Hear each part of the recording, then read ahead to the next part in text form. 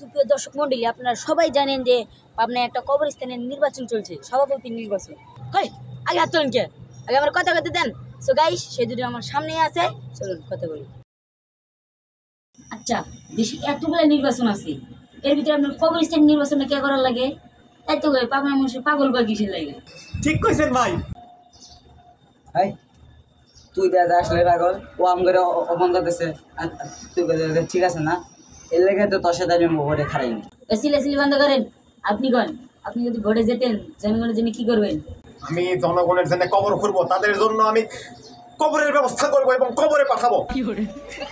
আপনি কি করবেন? আমি যদি ভোটে জিতি, জীবিত মানুষের জন্য কবরের ব্যবস্থা করে রাখি, পরে যাতে কোনো ব্যাপার না। আচ্ছা, আমরা দুজনকার কথা শুনলাম এবং বুঝলাম।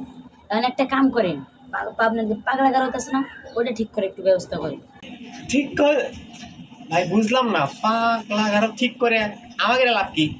আপনি বুঝতেছেন না, আপনি যে ভোটে দাঁড়াইছেন, ভোটে যখন জিততেন আপনি তো ওইখানেই থাকতেন।